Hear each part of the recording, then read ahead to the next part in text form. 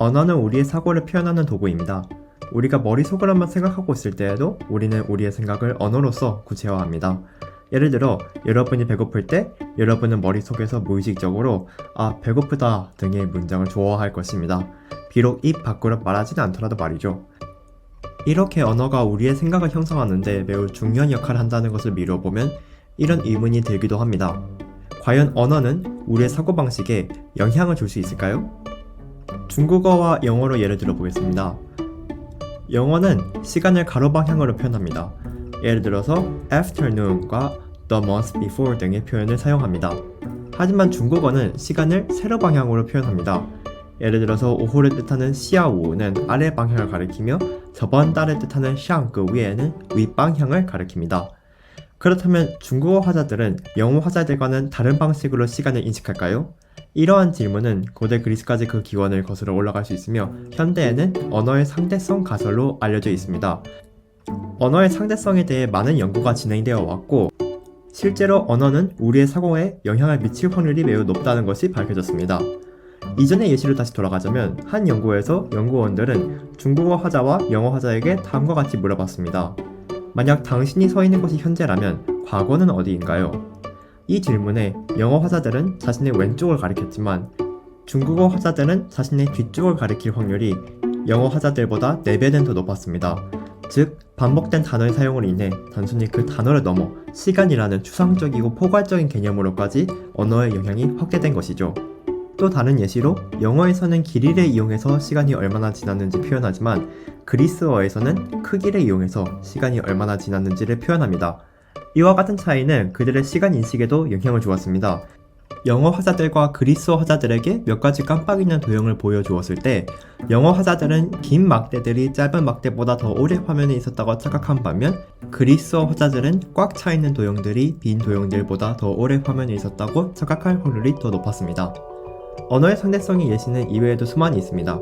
열쇠라는 단어는 독일어에서는 남성 명사고 스페인어에서는 여성 명사인데 독일인에게 열쇠의 특징을 물어보았을 때는 주로 무겁다, 단단하다, 금속이다 등의 형용사를 사용했지만 스페인어 사람들은 주로 예쁘다, 반짝거린다, 조그맣다 등의 형용사를 사용할 확률이 더 높았습니다. 또한 러시아어에는 영어보다 훨씬 더 파란색을 표현하는 단어가 많습니다. 그리고 실제로 러시아 사람들은 영어 화자들보다 조금씩 다른 파란색을 구별하는 능력이 더 뛰어나다고 합니다. 이런 예시들로부터 우리는 언어가 과연 우리의 사고와 인식에 영향을 미친다는 것을 알 수 있습니다. 하지만 이제 또 다른 질문이 떠오릅니다. 지금까지의 연구는 모국어를 대상으로 한 연구였습니다. 하지만 우리가 성인이 되어서 습득한 제2 외국어도 과연 모국어와 똑같이 우리의 사고에 영향을 줄 수 있을까요? 다행히 이와 관련해서도 도움이 되는 많은 연구를 찾을 수 있었습니다. 이전에 영어, 중국어, 그리스어의 서로 다른 시간 표현 방식을 소개했던 것을 기억하시나요? 연구원들은 이 실험을 반복했는데 이번에는 실험 전에 영어 화자들에게 중국어식 시간 표현 방식과 그리스어식 시간 방식을 훈련시켰습니다. 즉, 영어 화자들에게 일정 기간 동안 a long movie라는 표현 대신 a large movie 등의 표현을 쓰도록 훈련시킨 것이죠.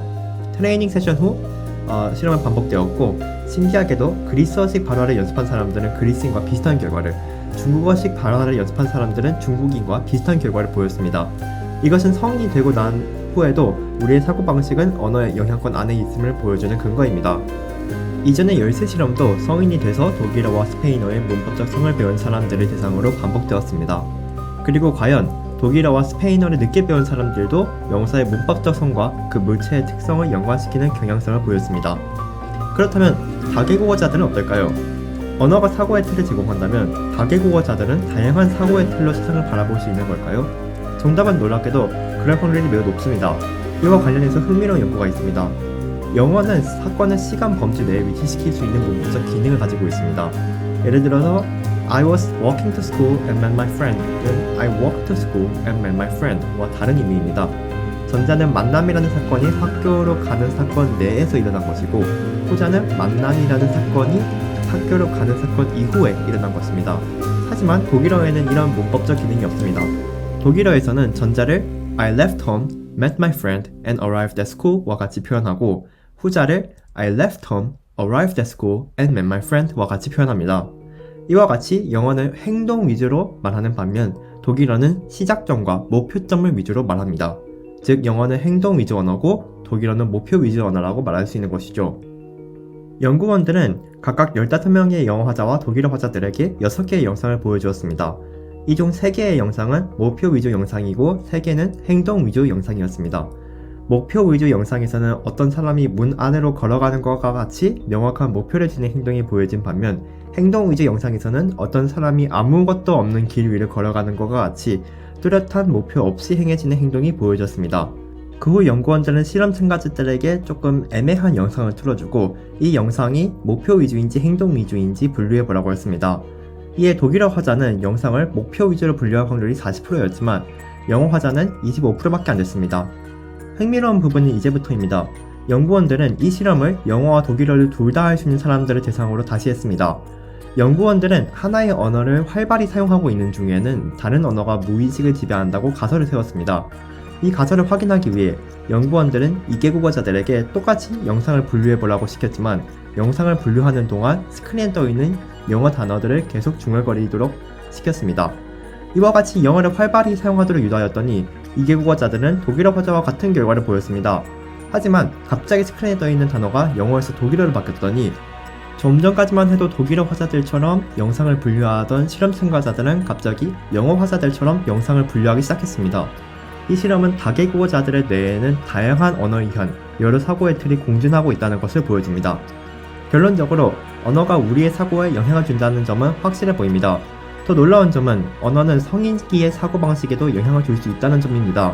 그리고 여러 개의 언어에 의해 생겨난 사고방식은 서로 공존하며 사용될 수 있습니다. 우리는 종종 언어의 힘을 과소평가하곤 합니다. 하지만 언어는 우리가 아는 것보다 더 다양한 방법으로 우리에게 영향을 주는 것 같습니다. 카를로스 데즈는 이런 말을 남기기도 했죠. 새로운 언어를 배우는 것은 새로운 영혼을 얻는 것과 같다.